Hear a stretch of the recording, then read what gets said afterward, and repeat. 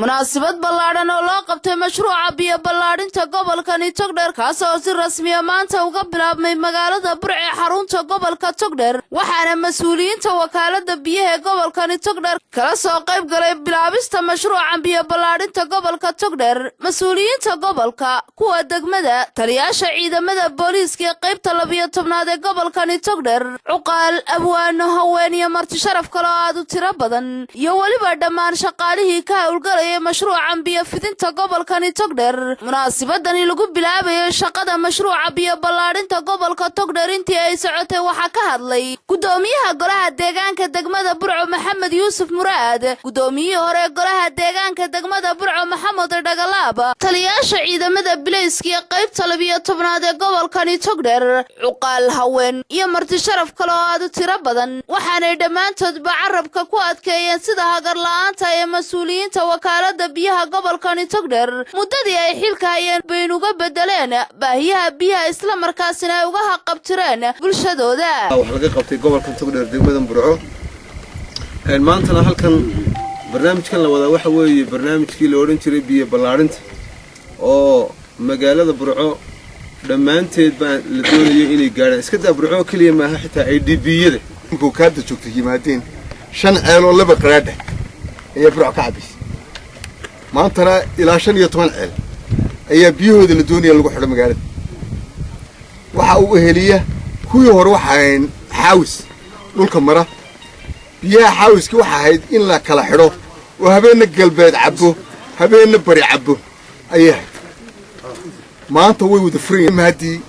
haday waqooyi tahay iyo haday bari tahay iyo haday galbeed tahay iyo haday bari tahay gacmaha lagu cabay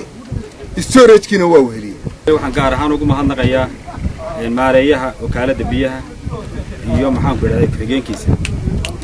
xoogaa maranu ka maqnaa Burco markaan soo noqday isbedel baan ugu yimid horumar fara badan oo biyuhu ka mid yihiin talo diyaar garoobay ee wax qabadka wasaaradda biyaha ina wadanka laga qabtaa annagu dhinacayaga ciidan ahaan amniga waan u diyaar garownay inaanu la shaqeyno ciidankii ka hawlgali lahaa iyo saraakiisha ka hawlgali lahaydna waan u diyaarinay yaad ugu faraxsanahay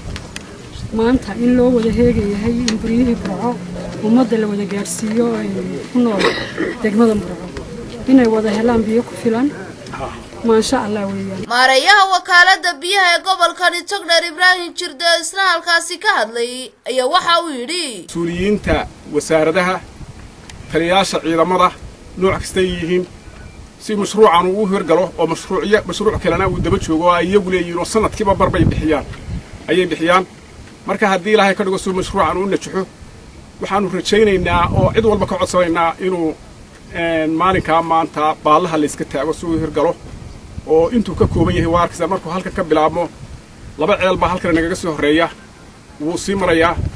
wuxuu tagayaa ilaa iyo meesha Siirooga ay magaalada kaga xirmaya Siirooga qaybta waxa kale oo qaxootiga kan labada qaxootiga dhinaca kan 4 kilomitir iyo bara iyana wuu bilaabanayaa oo hadii ilaahay ka dhigo wuu bilaabanayaa maantadan 4 cagaf meesha taagan lababa meel bay ku qoran yihiin galbeedka magaalada wuxuu ka imanayaa Jarmalka wuxuu tagayaa xaafadda Cali Xuseen sidaas uu ballaaran yahay koonfurta magaalada inta u dhaxaysa Faraska Bood iyo wadada Sayladda iyadana ugu dambeynaya halkaas ku saareeyaa ugu dambeyntii waxa munaasabadani soo afmeeray gudoomiyaha gobolka Togdheer Maxamed Muuse Diiriye waxaanu yiri ilaahay wuxuu idinku galaday gobolka Togdheer bad biyaa inka hooseysa in biyaha laga faa'iideysto loo baahan yahay dawladda gacanta ku hayso iyo haddii private gacanta ku hayo in laga faa'iideeyo gabagabadiina waxay mas'uuliyiintani si rasmi ah u dhigeen beebabkii ama badhuumihii loogu talagalay inay biyuhu maraan waa barwaaqo aadan Maxamed